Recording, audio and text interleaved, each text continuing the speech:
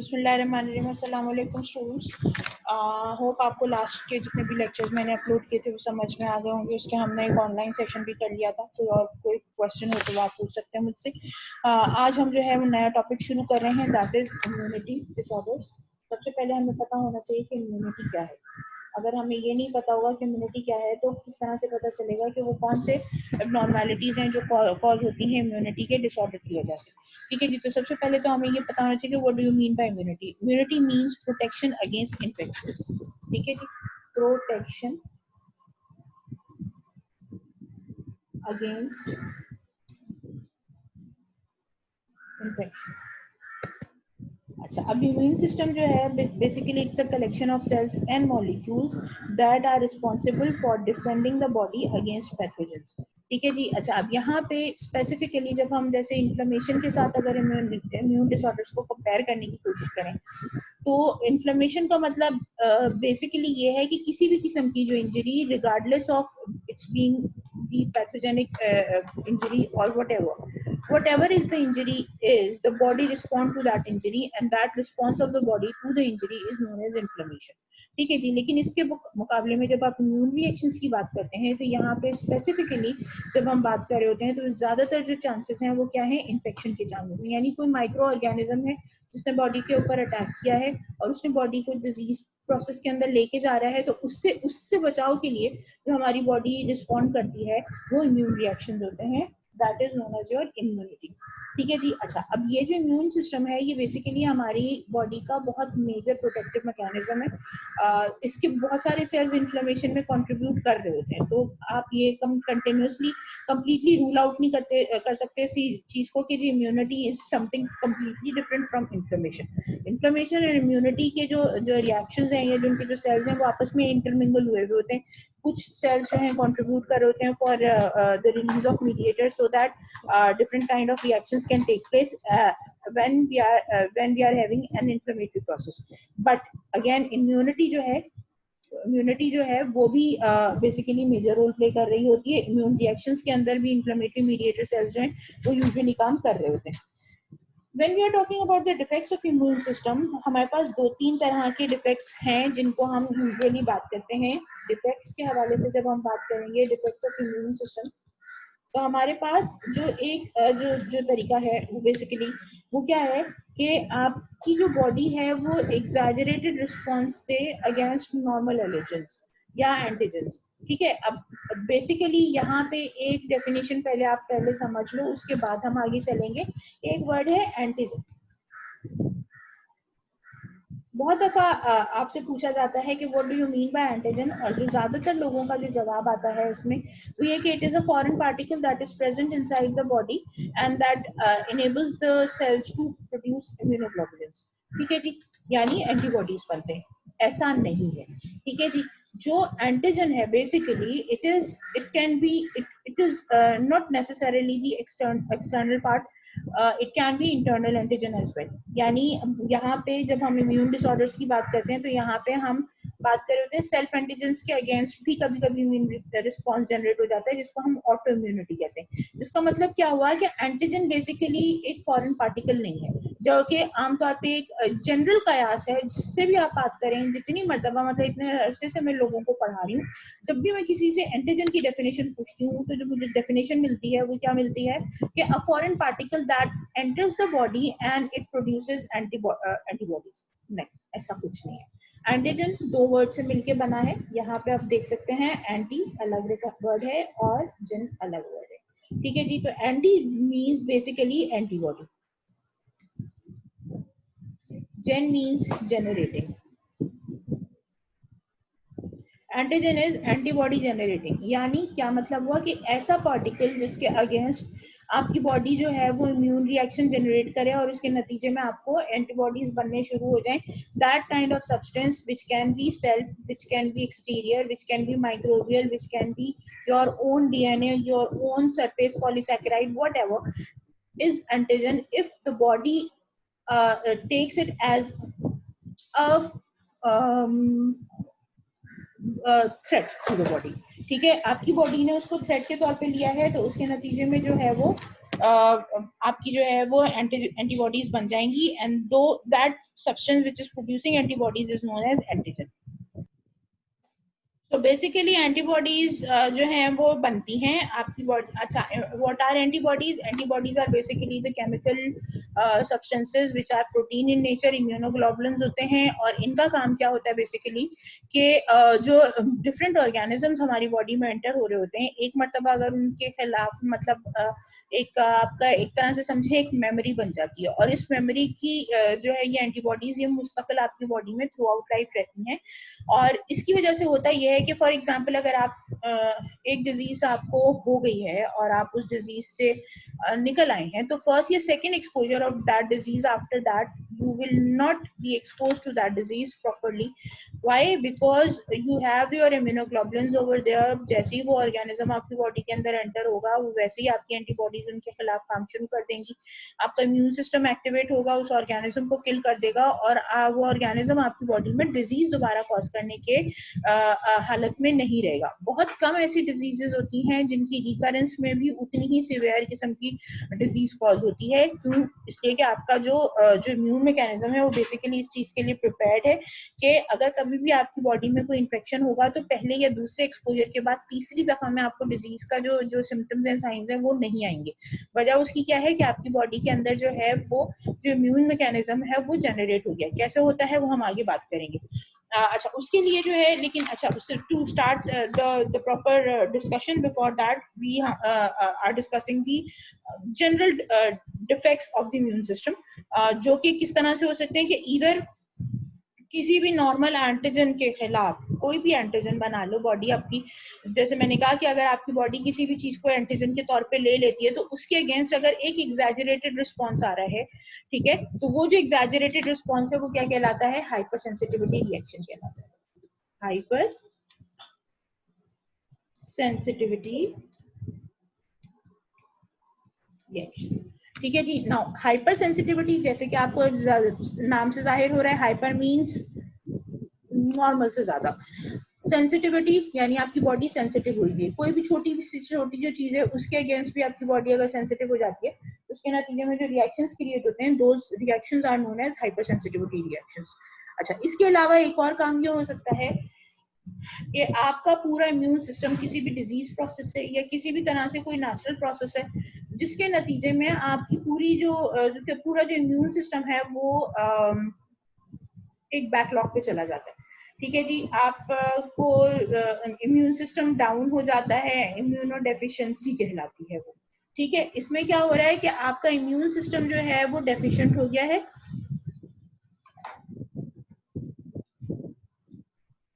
ठीक है, और बॉडी जो है वो हर किस्म के इन्फेक्शंस के लिए प्रोन हो जाती है। बहुत सारे कॉमन रीजन हो सकते हैं जिसमें इम्यूनोडेफिशिएंसी हो जाती है।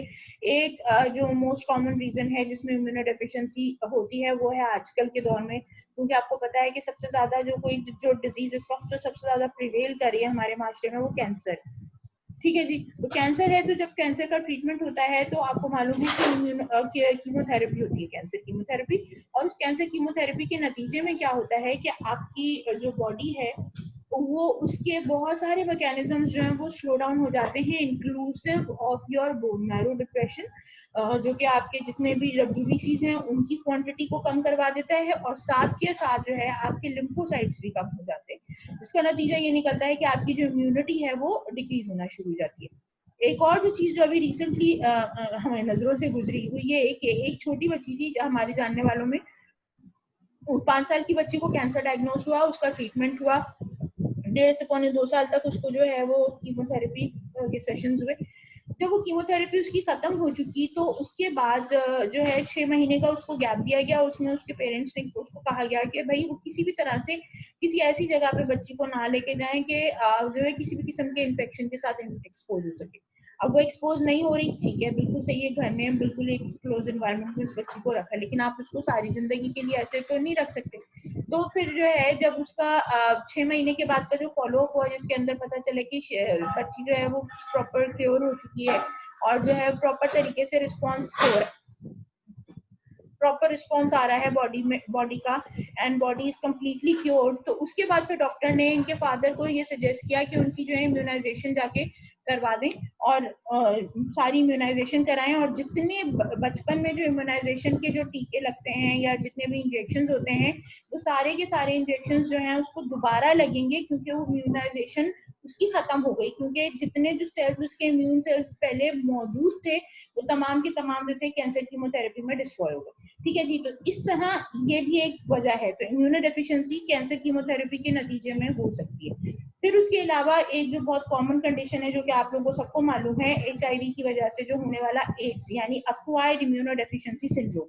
ठीक है जी, ये इसके अलावा कुछ ये होता है कि जी बाय बर्थ अगर किसी भी किस्म की जीन डेफिशिएंसी हुई है, जो कि इम्यून सेल्स बनाने वाले जो जीन्स हैं उनमें कोई डेफिशिएंसी हुई है, कोई एबनॉर्मैलिटी है, तो बाय बर्थ जो है वो इम्यूनो डेफिशिएंसी हो सकती है, and that kind of immunodeficiency will ultimately lead to death of the patient, obviously because जब बॉडी जो है एक्सपोज होती है, एनवायरनमेंट के साथ एक्सपोज होती है, तो बहुत सारे एनवायरनमेंट के अंदर जो पैथोजेंस हैं वो बॉडी के साथ इंटरैक्ट करते हैं और फिर बॉडी की अपनी इम्यूनिटी जनरेट होना शुरू हो जाती है उन इंटरैक्शंस के नतीजे में।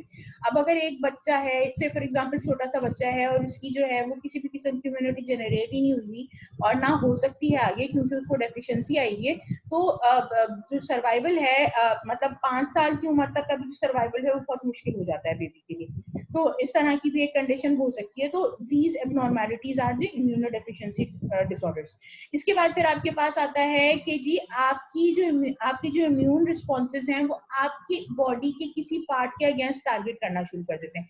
से फॉर एग्जांपल आपका अपना जो DNA है, जो सेल्स हैं वो ऑब्वियसली अपने टाइम पूरा करके डिस्ट्रॉय हो जाते हैं, एपोप्टोसिस होती है और उनके जो सेल्यूलर कंपोनेंट्स होते हैं वो डिफरेंट तरीके से डिस्ट्रॉय होते हैं और डिस्ट्रॉय होकर सर्कुलेशन में जाते हैं और फिर एक्सक्रीट आउट हो जाते हैं। अब अगर उनमें से किसी भी सेल्यूलर कंपोनेंट की के अगेंस्ट जो है आपकी इम्यून सेल्स जो है वो एक्टिवेट हो जाते हैं और उनके अगेंस्ट जो इम्यून रिएक्शन जनरेट हो जाता है, तो जब भी उस सेल्यूलर कंपोनेंट के साथ आपका जो इम्यून मैकेनिज्म इंटरैक्ट करेगा तो आपकी बॉडी के अंदर क्या होगा कि डिजीज प्रोसेस शुरू हो जाएगा। That kind of response is known as auto immunity.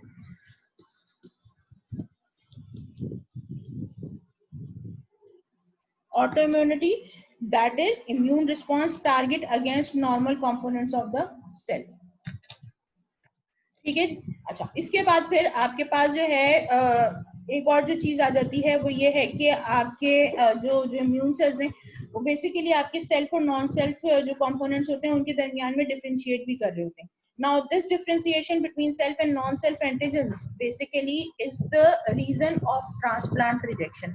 ठीक है जी, यानी आपकी बॉडी है उसके अंदर अगर किसी जगह पे आपको ऑर्गन ट्रांसप्लांट की जरूरत है तो वो ट्रांसप्लांट रिजेक्शन आपने नोट किया होगा कि ट्रांसप्लांट के लिए कहा जाता है कि जी ट्विन्स होने चाहिए या फैमिली के मेंबर्स होने चाहिए, बिल्कुल जो क्लोज ब्लड रिलेटिव्स हैं वो होने चाहिए, उसके अलावा ट्रांसप्लांट जो है वो नहीं चल पाएगा। तो ये एक बहुत इंपॉर्टेंट फैक्टर है कि जब तक कि आपके जो सेल्यूलर कंपोनेंट्स बिल्कुल तकरीबन मैचिंग वाले नहीं होंगे, मोर देन 80-85% टिश्यू टाइपिंग नहीं हो जाती है, टिश्यू मैचिंग नहीं हो जाती है, तो अगर उसके बावजूद आप ट्रांसप्लांट करेंगे यानी ऑर्गन एक बॉडी से निकाल के दूसरी बॉडी में ऑर्गन लगाएंगे तो वहां पे रिजेक्शन आएगी। तो इम्यून रिएक्शन आपकी जो इम्यून सेल्स हैं these are responsible for transplant rejection as well.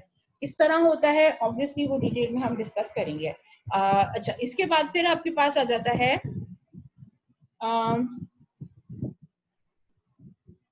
अच्छा, इसके बाद फिर हम बात करते हैं इम्यूनिटी कितने तरह की होती है। आपकी जो इम्यूनिटी है रफली आप उसको 3 मेजर क्लासेस में डिवाइड कर रहे होते हैं।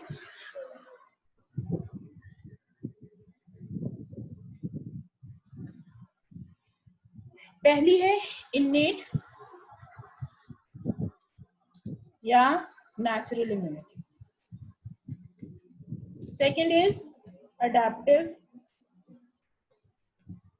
इम्यूनिटी और फिर तीसरी है अक्वायर्ड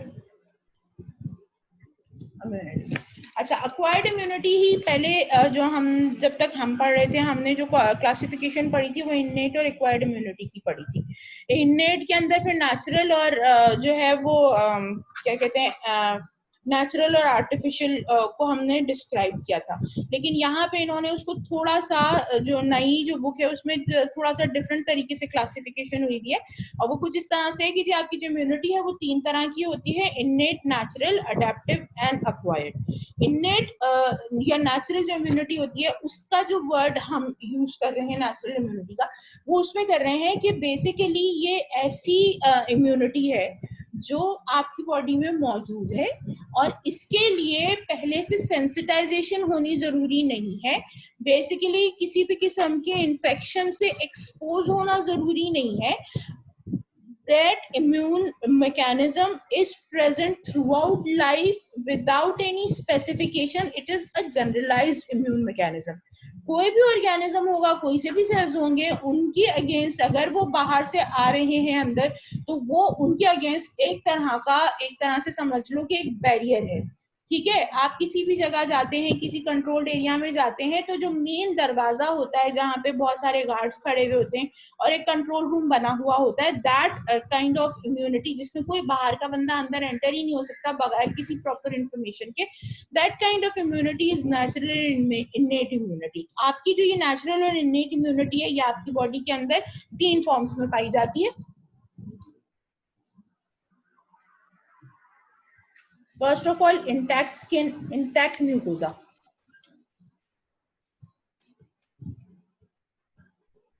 और उसके अंदर आप स्किन भी लगा लें ऑब्वियसली। ठीक है जी। फिर दूसरी है आपके पास सेल्यूलर। Third is humoral. अच्छा, अब ये वो वाली सेल्यूलर ह्यूमोरल नहीं है जो हम यूजुअली बात कर रहे होते हैं, अभी हम सेल्यूलर ह्यूमोरल बार बार आएगी। यहाँ पे जो इन्नेट और नेचुरल के हवाले से जब हम बात करें तो इंटैक्ट स्किन या इंटैक्ट म्यूकोजा, बेसिकली ये आपकी जो एपिथेलियम, आसान अल्फाज में हम एपिथेलियम कह सकते हैं क्योंकि म्यूकोजा में भी एपिथेलियम होती है और स्किन पे भी एपिथेलियम होती है। इंटैक्ट स्किन सबसे इम्पोर्टेंट आपकी जो इम्यूनिटी है। ठीक है, अगर आपकी म्यूकोजा या आपकी एपिथेलियम इंटैक्ट है, कोई भी चीज एपिथेलियम को क्रॉस करके आपकी बॉडी के अंदर एंटर नहीं हो सकती। That may be skin, that may be your oral mucosa, that may be your vaginal mucosa, whatever the open parts are. Nasal mucosa ले लें, आइस की म्यूकोजा ले लें, एयर की म्यूकोजा ले लें, इंटैक्ट म्यूकोजा है अगर, तो वहां से कोई भी ऑर्गेनिज्म अंदर एंटर नहीं हो सकता। That is the first natural barrier that is present in your body against any kind of organism. Second जो है आपके पास आती है सेल्यूलर इम्यूनिटी। आपकी जितने भी, अच्छा जो म्यूकोजा है उसके नीचे आपको मालूम है कि whenever your epithelium is present, your epithelium is basically attached with the underlying connective tissue. Now that connective tissue basically is highly rich in different kind of cells जो हम पीछे भी पढ़ के बैठे, और उनमें जो कनेक्टिव टिश्यू की जो इम्पोर्टेंट सेल्स हैं, उनमें आपके पास जो प्रोटेक्शन प्रोवाइड करने के लिए जो सेल्स हैं वो है लिम्फोसाइट्स। ठीक है जी, वो है मास्ट सेल्स। लेकिन उसके अलावा फिर आपके पास मौजूद होते हैं डेंड्राइटिक सेल्स, मैक्रोफेजेस। ठीक है जी। अच्छा, नाउ दीज डेंड्राइटिक सेल्स या macrophages basically are also known as antigen presenting sales.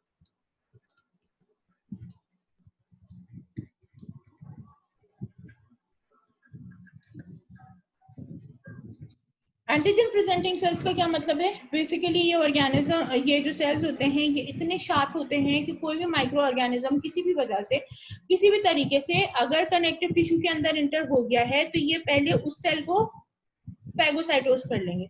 पैगोसाइटोस करने के बाद उसको किल कर देंगे। किल करके उसका जो डिग्रेडेशन प्रोडक्ट है, जो एंटीजन के तौर पे इस्तेमाल हो सकता है, जो बहुत इंपॉर्टेंट पोर्शन है, जिसको मतलब वो ऐसा सरफेस मॉलिक्यूल या व्हाटएवर जो कि आइडेंटिफिकेशन में इजी हो सके, उस पोर्शन को उठा के वो अपने सरफेस पे प्रेजेंट कर देते हैं। Now that portion will be helping in forming your immunoglobulins या एंटीबॉडीज।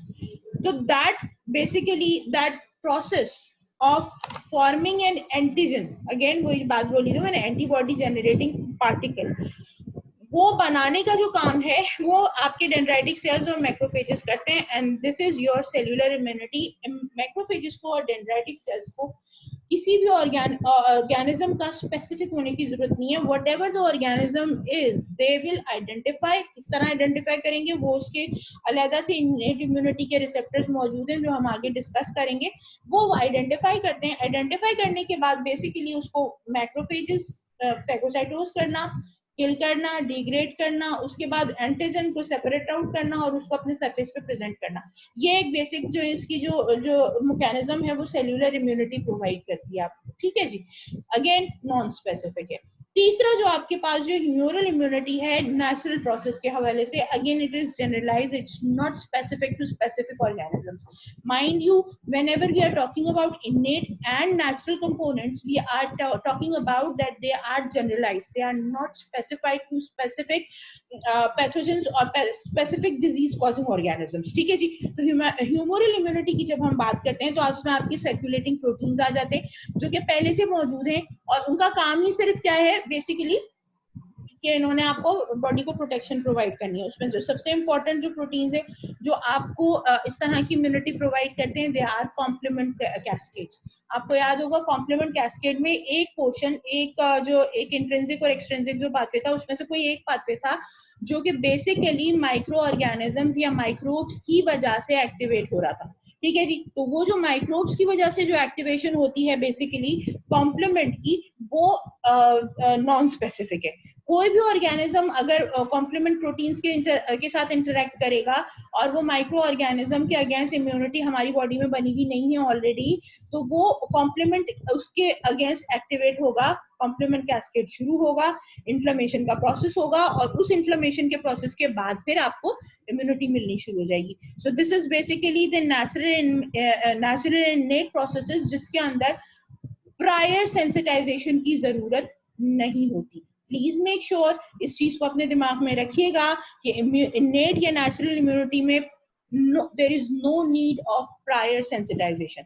अडेप्टिव जो अडेप्टिव आपकी जो इम्यूनिटी है इसके अंदर एग्जैक्टली जो इतनी देर से मैं बोल रही हूँ, प्रायर सेंसिटाइजेशन नहीं होनी चाहिए, प्रायर सेंसिटाइजेशन नहीं होनी चाहिए. अडेप्टिव इम्यूनिटी का मतलब क्या है, सेंसिटाइजेशन होगी.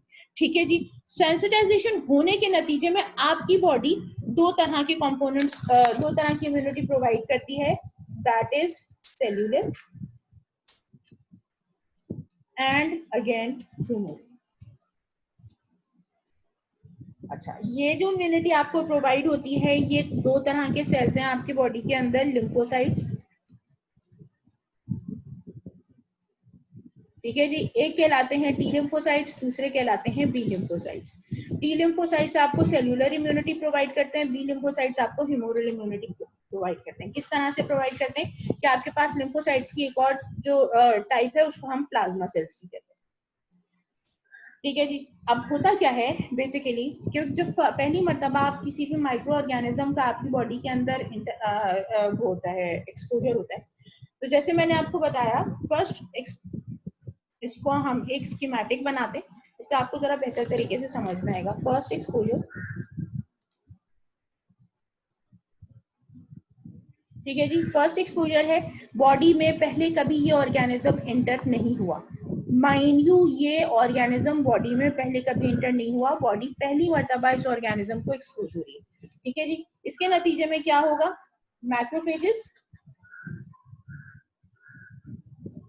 एंड डेंड्राइटिक सेल्स, ये दोनों जो सेल्स हैं ये अपना काम करेंगे फर्स्ट एक्सपोजर के नतीजे में.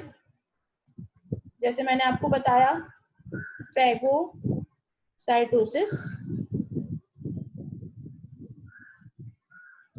degradation of organism, antigen presentation. अब ये याद रखिएगा, एंटीजन प्रेजेंटेशन आगे एक पूरा टॉपिक है जिसमें मैं आपको बताऊंगी कि एंटीजन प्रेजेंटेशन होती किस तरह से. ठीक है जी. तो ये तीन काम जो है वो मैक्रोफेजेस करते हैं या डेंड्राइटिक सेल्स करते हैं. फर्स्ट मतलब ये फर्स्ट एक्सपोजर हुआ, इसमें ये ऑर्गेनिज्म और ये जो सेल्स थे इन्होंने ऑर्गेनिज्म को किल किया, किल करने के बाद डिग्रेड किया, डिग्रेड करने के बाद एंटीजन प्रेजेंट कर दिया. अब ये जो एंटीजन प्रेजेंट हुआ है सरफेस के ऊपर, ये क्या होगा, अट्रैक्ट करेगा लिम्फोसाइट्स को.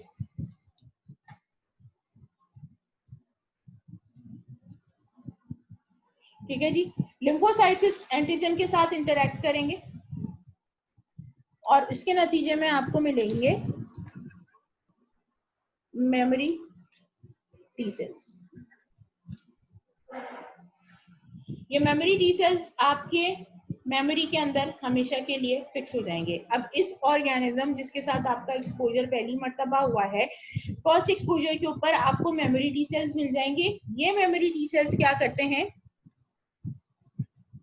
बी लिम्फोसाइट्स को एक्टिवेट करते हैं। बी लिम्फोसाइट्स प्लाज्मा सेल्स को एक्टिवेट करते हैं और आपको फर्स्ट एक्सपोजर के ऊपर आपको कौन सी एंटीबॉडी मिलती है, IgM।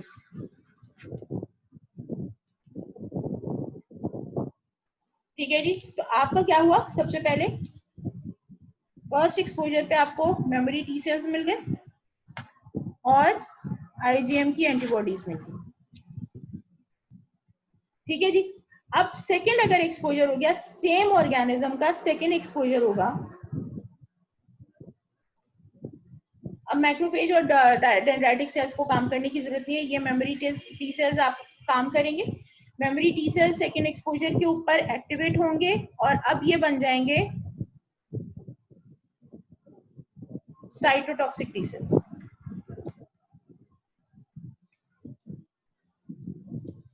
साइटोटॉक्सिक टी सेल्स बनेंगे और ऑर्गेनिज्म को किल करेंगे। किल करने के बाद बी लिम्फोसाइट्स को कमांड जाएगी, बी लिम्फोसाइट प्लाज्मा सेल्स से सेकेंड एक्सपोजर के IgG एंटीबॉडीज बनवा देगा।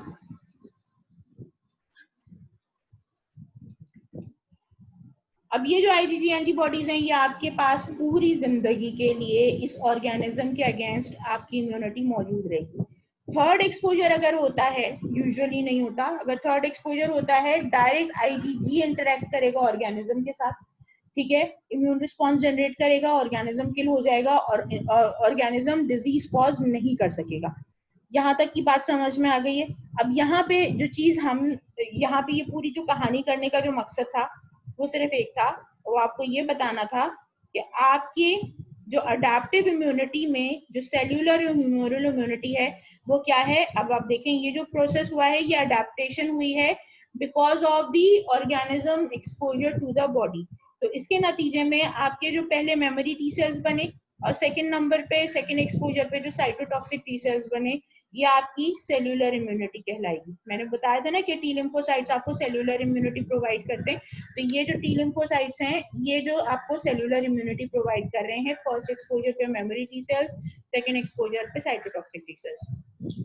सेकेंड नंबर पे आपने देखा कि दोनों कंडीशंस में फर्स्ट एक्सपोजर के ऊपर IgM एंटीबॉडीज बनी और सेकेंड एक्सपोजर पे IgG एंटीबॉडीज बनी। तो ये भी जो मैकेनिज्म है बेसिकली ये क्या कर रहा है, प्लाज्मा सेल्स और बी लिम्फोसाइट्स को लेके इन्वॉल्व होकर जो ये जो मैकेनिज्म, इसने आपको क्या प्रोवाइड किया, ह्यूमरल इम्यूनिटी प्रोवाइड किया। ह्यूमरल इम्यूनिटी से मुराद क्या है, a chemical substance is produced and that chemical substance basically provide immunity, and that chemical substance in this case is protein, and that protein, immunoglobulin protein, basically provides immunity against organisms on after first and second exposure. So this is your adaptive mechanism कि इसमें क्या हुआ कि organism का exposure हुआ, उस specific organism के खिलाफ इम्यूनिटी बनी। ठीक है जी, तो प्रायर सेंसिटाइजेशन हुई, उसके नतीजे में ये ऑर्गेनिज्म के अगेंस्ट बनी। अब इस ऑर्गेनिज्म का दोबारा आपकी बॉडी में एक्सपोजर आपको डिजीज कॉज नहीं करवाएगा, क्योंकि ये जो एंटीबॉडीज बन गई हैं इस ऑर्गेनिज्म के अगेंस्ट, वो आपकी बॉडी को प्रोटेक्शन प्रोवाइड करेंगी। This type of immunity is known as adaptive immunity. Third जो टाइप है वो है अक्वायर्ड इम्यूनिटी। अक्वायर्ड इम्यूनिटी का मतलब क्या है कि इम्यूनिटी प्रोवाइड की जा रही है, बाहर से प्रोवाइड की जा रही है। अच्छा, अब जैसे नेचुरल एंटीबॉडीज, अच्छा इसमें एक और चीज भी है, एक्वायर्ड इम्यूनिटी में हम आ जाते हैं। तो acquired immunity can be further divided into active and passive immunity.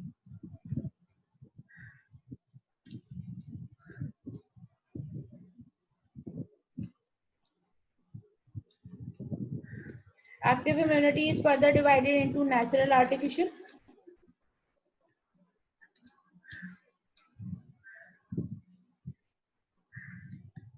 ठीक है, और पैसिव भी नेचुरल और आर्टिफिशियल में डिवाइडेड है।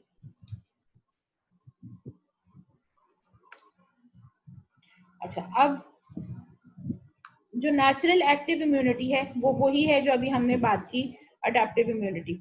ठीक है जी, यानी जो आपकी जो आपकी जो एंटीबॉडीज बनी है फर्स्ट और सेकंड एक्सपोजर के बाद, these formation of these antibodies basically is known as natural acquired immunity. Formation of antibodies after infection. आपको डिजीज हुई, डिजीज होने के बाद आपकी जो इम्यूनिटी बन गई वो नेचुरल एक्वायर्ड एक्टिव इम्यूनिटी कहलाई। आर्टिफिशियल से क्या मुराद है? आर्टिफिशियल से मुराद ये है कि आपने ऑर्गेनिज्म जो है वो बॉडी के अंदर इंट्रोड्यूस कराया, ठीक है जी, और ऑर्गेनिज्म इंट्रोड्यूस कराने के नतीजे में लो विरुलेंस का ऑर्गेनिज्म आपकी बॉडी में इंट्रोड्यूस हुआ, उसके नतीजे में आपकी बॉडी ने एंटीबॉडीज बना दी।